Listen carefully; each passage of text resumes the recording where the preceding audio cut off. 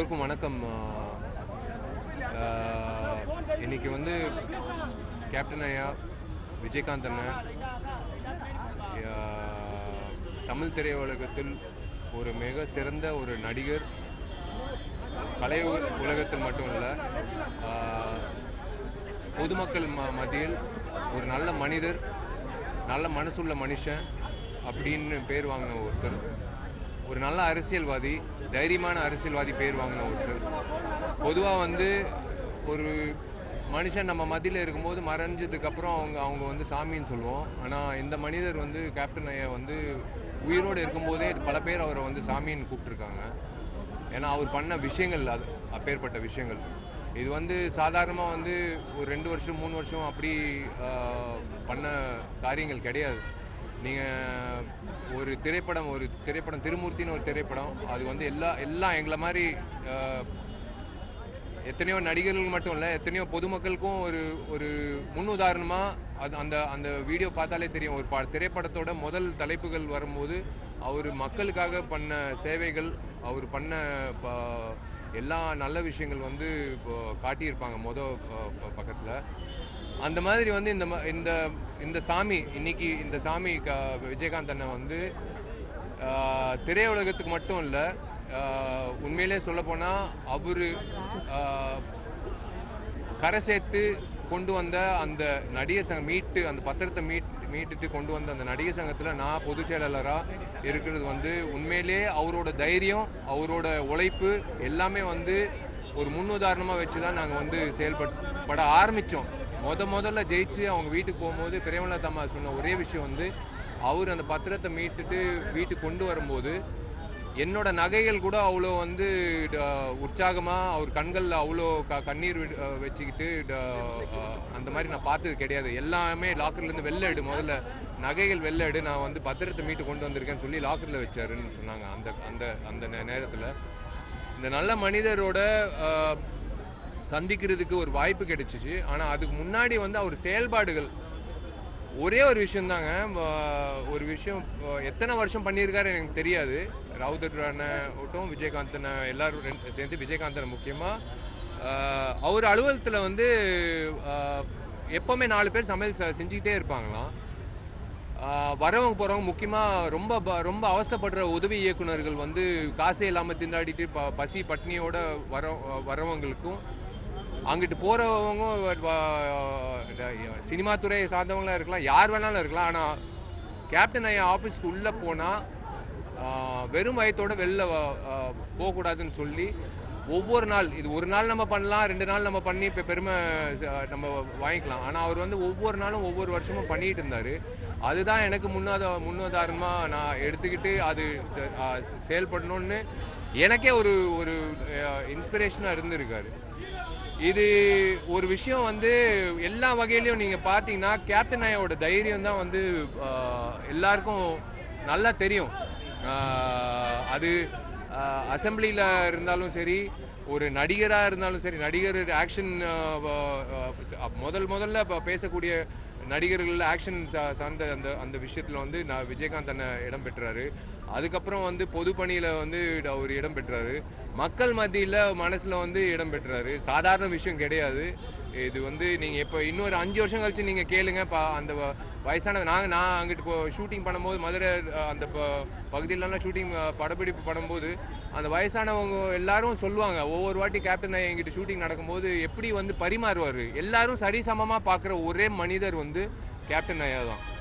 ஒரு யூனிட்ல 250 பேர் இருக்காங்கன்னா, நீங்கள் அவர் பேசுறதே அவர் ஒரு பேட்டியில் சொல்லியிருப்பார். 250 பேருக்கும் நான் என்ன ஜூஸ் சாப்பிட்றேனோ, நான் என்ன கூல்ட்ரிங்க் சாப்பிட்றேனோ, நான் என்ன உணவு சாப்பிட்றேனோ அதுதான் எனக்கு கடைசி ஊழியர்கள் வரைக்கும் போகணும், இல்லைனா நான் ஒத்துக்க மாட்டேன் அப்படின்னு சொன்னது தான் நாங்கள்லாம் வந்து இன்னைக்கு பண்ணிட்டு இருக்கோம். இன்னைக்கு பண்ணுறதுக்கு காரணம் வந்து அவர் அன்னைக்கு பண்ணது, அது ஒரு உதாரணமாக இருக்குது.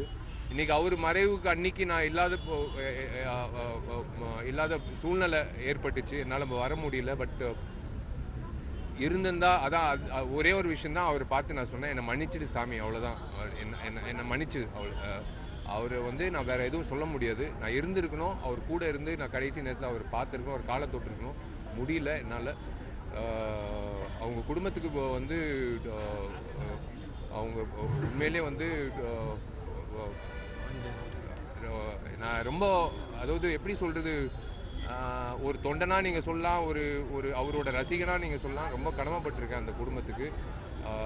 இந்த நேரத்தில் வந்து அவங்களுக்கு உண்மையிலேயே ரொம்ப அவங்களுக்கு ஸ்ட்ரென்த் கொடுக்கணும், mentally and physically. And captain ஐயா ஆத்மா சாந்தி அடையணும்.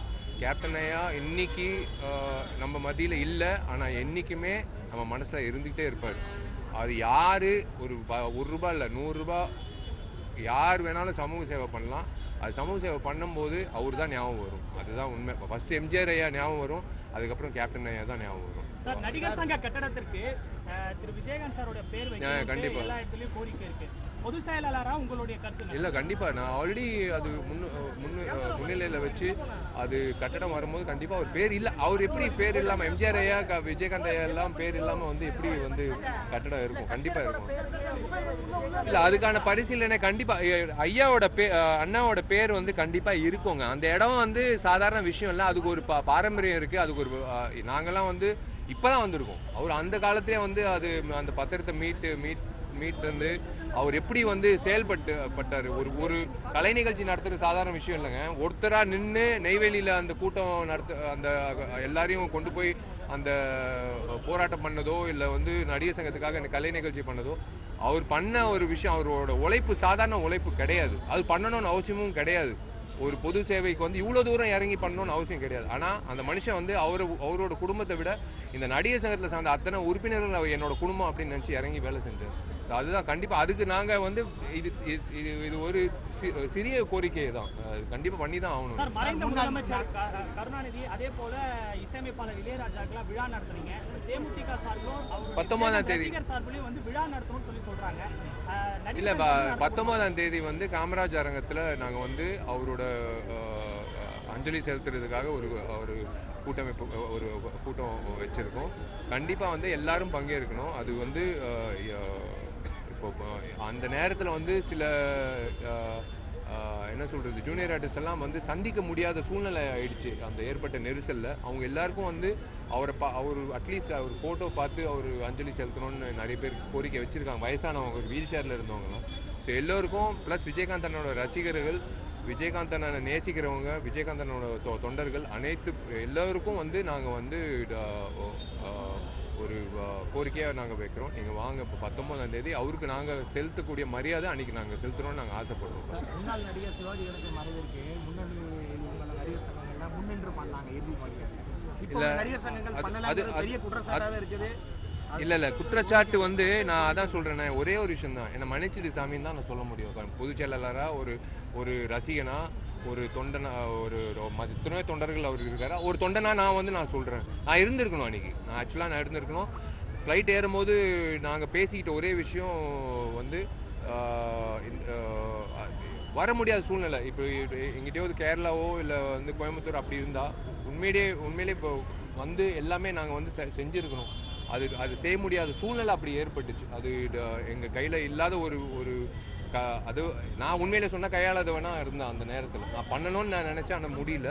பட் அதுக்காக தான் இப்போ 19ஆம் தேதி வந்து அவருக்காக ஒரு அஞ்சலி செலுத்துகிற கூட்டமாக வந்து நாங்கள் நடிகர் சங்கம் சார்பாக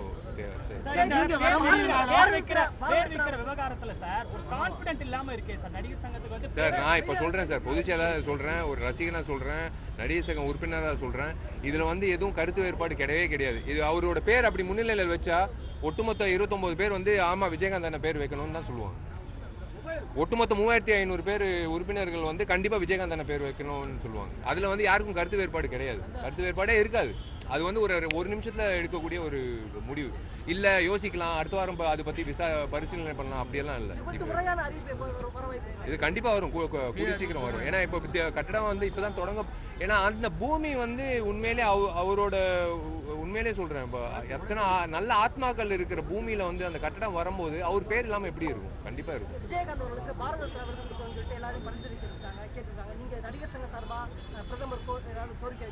கோரிக்கை கண்டிப்பா நான் ஒன்று சொல்றேங்க. எனக்கு பாரத் ரத்னா கொடுக்குறாங்களோ இல்லையோ, இந்த பாரத தேசத்துல எல்லாரும் அவருக்கு வந்து மரியாதை செலுத்துறாங்க. அவங்க மனசார, அவங்க இதயத்திலிருந்து அவரை வந்து விஜயகாந்த் அண்ணன் வந்து நான் தான் சொல்றேன். நீங்க 5 வருஷம் கழிச்சு இந்த கேள்வி கேளுங்களேன். அவருக்கு பாரத் ரத்னா வருதோ இல்லையோ 5 வருஷம் யார்கிட்டயாவது அந்த கேள்வி கேளுங்க, விஜயகாந்த் அண்ணன் ஞாபகம் இருக்கானு கண்டிப்பாக சாவர வரைக்கும் நான் மறக்க மாட்டேன்னு தான் சொல்லுவாங்க. அதே மாதிரி தான் நானும்.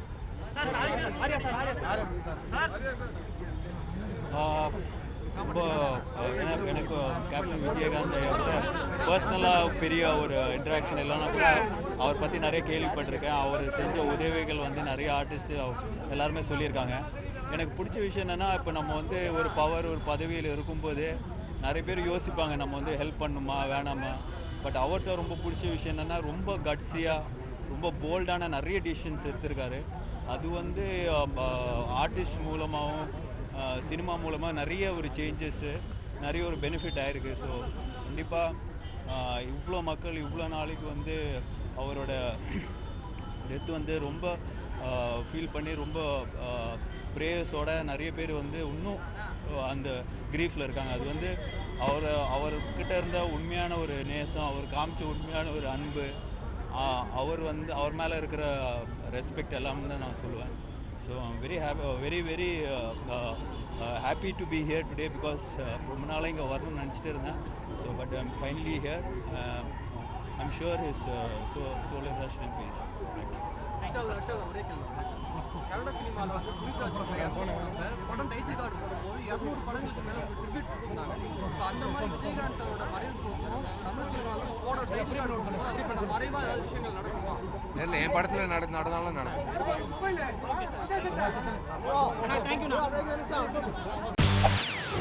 செய்திகளை உடனுக்குடன் தெரிந்து கொள்ள உடனே சப்ஸ்கிரைப் பண்ணுங்க.